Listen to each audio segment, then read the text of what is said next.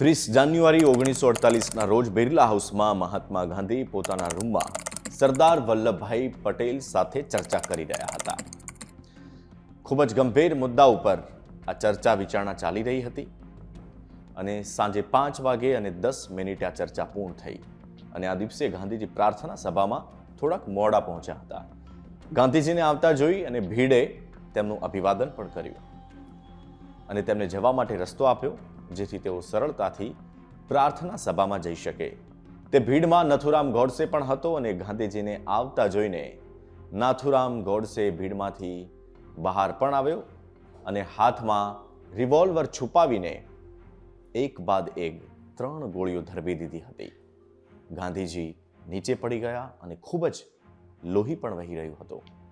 ભાગદોડમાં તેમના ચશ્મા અને લાકડી પડી ગયા. ગાંધીજીને રૂમમાં લાવી અને ચટાઈ પર મૂકવામાં આવ્યા, પરંતુ ત્યાં સુધીમાં તેમનું નિધન થઈ ગયું હતું. આસપાસ ખૂબ જ ભીડ હતી, લોકો રડી રહ્યા હતા અને ગાંધીજી જે જગ્યા પર પડી ગયા હતા, લોકો ત્યાંથી માટી લઈને પણ જતા હતા.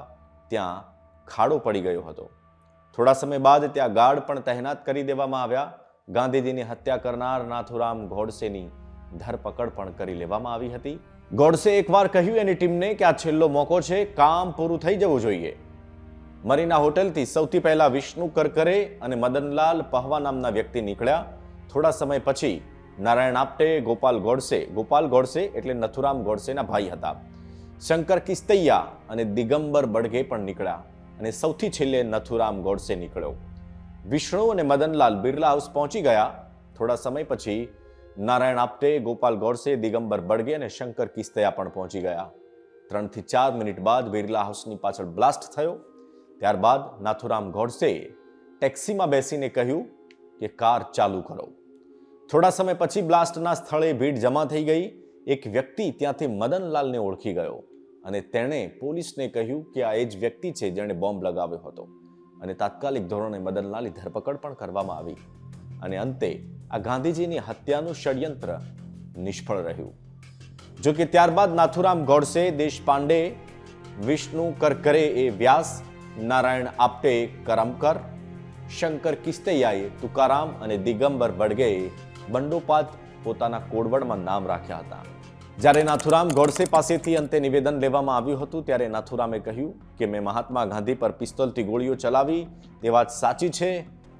અન્ય કોઈ ઘાયલ ન થાય તે માટે તેમના પર 2 ગોળીઓ ચલાવવા માંગતો હતો, પરંતુ મેં મારા જેકેટમાંથી જ પિસ્તોલનો સેફ્ટી કેચ કાઢી નાખ્યો હતો અને હવે મને એવું લાગે છે કે મેં 2 નહીં પરંતુ 3 ગોળીઓ ચલાવી હતી. ગોળી ચલાવતા જ સન્નાટો છવાઈ ગયો હતો અને હું ખૂબ જ એક્સાઇટેડ પણ થઈ ગયો હતો. મેં બૂમો પાડીને પોલીસને બોલાવી. અમરનાથે આવીને મને પકડી લીધો. કોન્સ્ટેબલે પણ મને પકડી લીધો અને ભીડમાંથી કેટલાક લોકોએ મારી પાસેથી પિસ્તોલ પણ લઈ લીધી. કોઈએ મને પાછળથી લાકડી વડે માર પણ માર્યો. મારા માથામાંથી લોહી વહી રહ્યું હતું. મેં તેમને કહ્યું કે ભલે તેઓ ગમે તેમ કરે, પણ હું ક્યાંય નથી જવાનો. મારે જે કરવાનું હતું એ મેં કરી દીધું છે. પોલીસે મને ભીડથી દૂર લઈ જવાની કોશિશ કરી. ત્યારે મેં જોયું કે કોઈ વ્યક્તિના હાથમાં મારી પિસ્તોલ છે. મેં તેને કહ્યું કે સેફ્ટી કેચ લગાવી લે, નહીતર તેને ગોળી વાગી શકે છે અથવા અન્ય લોકોને ઈજા થઈ શકે છે. ત્યારે તે વ્યક્તિએ કહ્યું કે આ જ પિસ્તોલથી તને મારી નાખશે. મેં તેને કહ્યું કે મારી પિસ્તોલથી ગાંધીજી ઘાયલ થયા છે, જેથી મને કોઈ જ દુઃખ નથી. પરંતુ આ ઘટનામાં ગાંધીજીનું નિધન થયું હતું. નિર્ણયનો દિવસ હતો 10 ફેબ્રુઆરી 1949ના રોજ. ગુરુવારે દિલ્હીના લાલ કિલ્લા પર ખૂબ જ ભીડ જમા થઈ હતી. સુરક્ષાનો બંદોબસ્ત કરવામાં આવ્યો હતો. આ દિવસે મહાત્મા ગાંધીની હત્યા પર નિર્ણય આવવાનો હતો. સૌ કોઈ આ નિર્ણયની પ્રતીક્ષા કરી રહ્યું હતું. લાલ કિલ્લામાં જ સ્પેશિયલ કોર્ટ બનાવવામાં આવી હતી. 11:20 નાથુરામ ગોડસે તથા અન્ય આરોપી કોર્ટ રૂમ પહોંચી ગયા. 10 મિનિટ પછી જજ આત્માચરણ પણ પહોંચી ગયા હતા. જજે નાથુરામ ગોડસેનું નામ લીધું અને ત્યારબાદ તમામ આરોપીઓના નામ લીધા. ગાંધી હત્યાકાંડમાં કુલ 9 આરોપીઓ સામેલ હતા. નાથુરામ ગોડસે, નારાયણ આપટે, ગોપાલ ગોડસે, વિષ્ણુ કરકરે, મદનલાલ પહવા, દત્તાત્રેય પરચુરે, દિગંબર બડગે અને તેમનો નોકર શંકર કિસ્તૈયા અને વિનાયક દામોદર સાવરકર. જજ આત્મચરણે 8 દોષીઓને સજા આપી, જેમાં નાથુરામ ગોડસે અને નારાયણ આપ્ટેને ફાંસી, તો ગોપાલ ગોડસે, વિષ્ણુ કરકરે અને મદનલાલ પહવા, દત્તાત્રેય પરચુરે, દિગંબર બળગે અને શંકરને આજીવન કારાવાસની સજા ફટકારાઈ હતી, જ્યારે સાવરકરને છોડી દેવાયા હતા. સ્પેશિયલ કોર્ટના આ નિર્ણયને પંજાબ હાઈકોર્ટમાં પડકારાયો. 21 જૂન 1949ના રોજ હાઈકોર્ટે પોતાનો નિર્ણય આપ્યો, જેમાં હાઈકોર્ટે શંકર અને દત્તાત્રેયને છોડી મૂક્યા તથા ગોડસે, નારાયણ આપ્ટે અને અન્યોની સજા યથાવત રાખી.